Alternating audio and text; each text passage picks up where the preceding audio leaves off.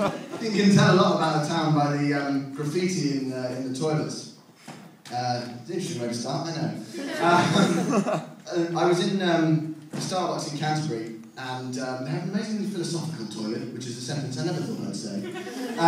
Because I'm sitting down, and just I don't expect to read when I go in there. I'm just sort of go on standby. And then I look at the wall, and it says, "If you want to play toilet tennis, look at the next wall." If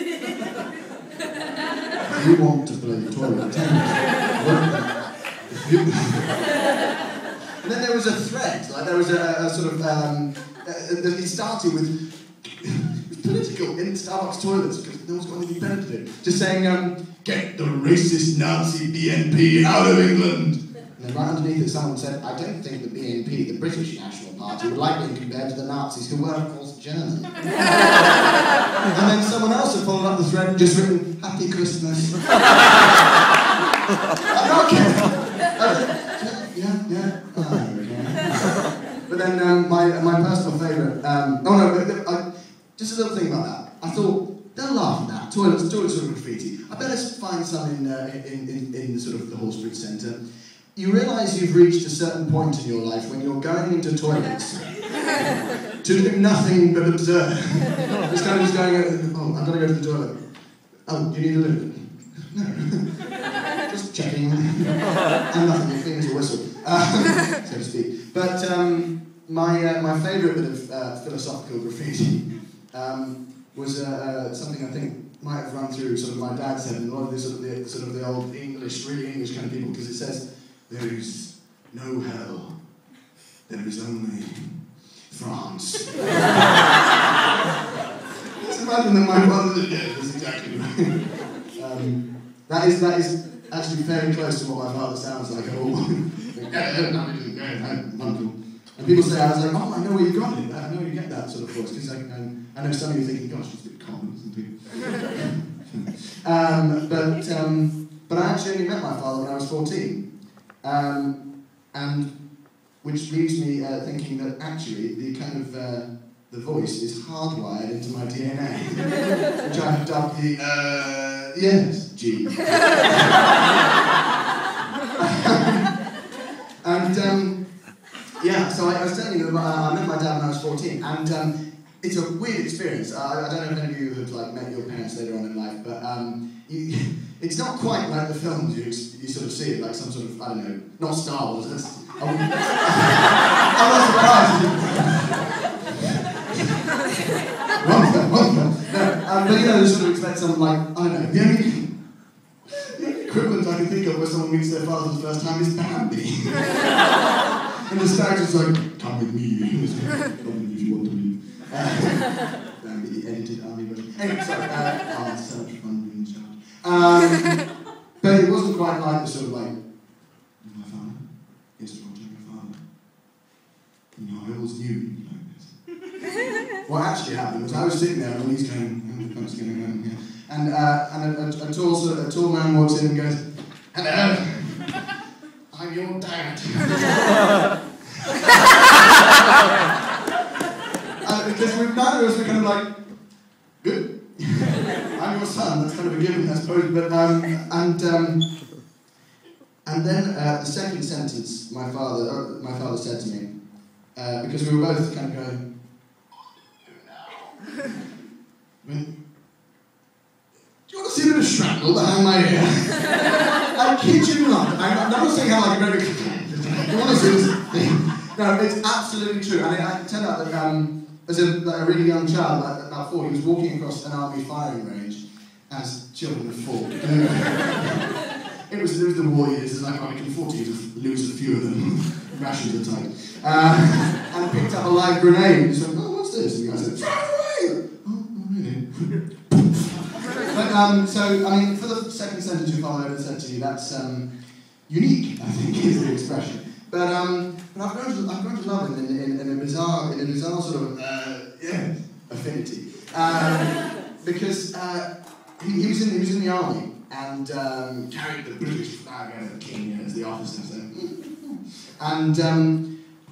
but he tells me like he was never sort of really in combat that much. From what the stories he told me have shown me that there was only about sort of 3 times. The first time was in Northern Ireland, where nothing happened. Well, a lot happened in Northern Ireland, as we all know, but not him. And then the second, which sounds amazing, was he was in Kenya, and we were all pinned down. I know it sounds a bit like the fashion there.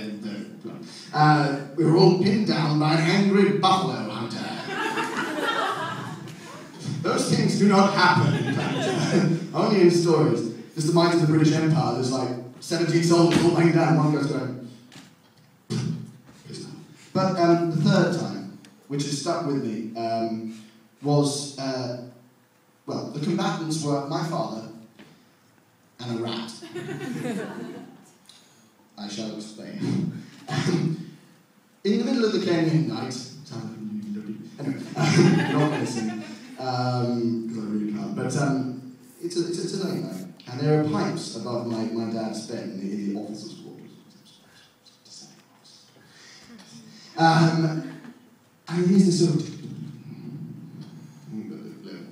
yes, and there is a rat, the size of a cat, as they would be, looking down at him with a kind of, with the fact you do, my country, but it's South African rat in Kenya. I'm not really this rat is being played by a South African actor.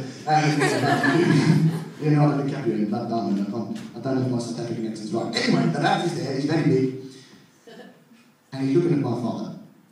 And I don't know why I'm still saying that. And my dad is going, bloody hell, I assume. And he gets out of bed, wife runs, just bear this image in mind. Doesn't want to get his gun because everyone's asleep, and it's a rat. You don't want to do a bit of overkill. Bloody hell. So he gets up his sword. I hasten to add that my father was not in the Napoleonic Wars or Rorke's Drift in the Zulus, but his sword and javelins around. Bloody gets the thing, and he falls down. Britain won, Kenya knew. But it doesn't die. It gets up with the sword in it and runs into the Kenyan night. And my father gives chase. So now you have an image of the British Empire in its decline, with my father running after a rat in his wife runs through the Kenyan night, whipping it up whilst it's still going, I'm not in town, no, I've lost my accent. It's more than Yorkshire right now, you bastard. It's just like, swish kebab. But no, he's full of fascinating stories. I was in the underpants, not the rat. And there he is. Thanks, Dad. That was going to be a great reveal later on. I just realised what you said. Okay, one moment. Can I ask this audience as a whole then? Did you think the rat had stolen his hand and was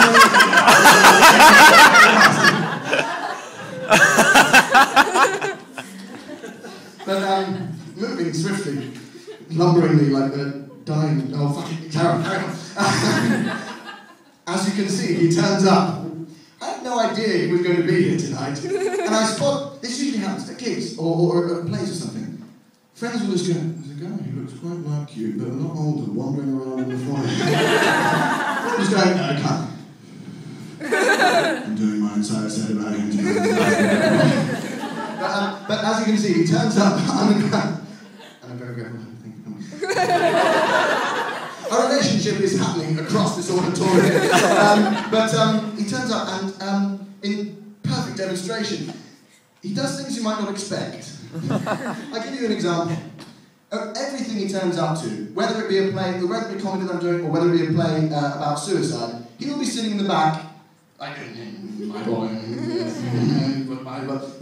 I genuinely was in the play about suicide. About halfway through, I've just gone and, like, just turning off to kill myself. Everyone in the audience is going, oh my god. And I just see my dad in the front room. This is another example. I was in a play, and yes, no, very few editions, because there was a guy in this play. It was a promenade performance, so everyone was being led around, and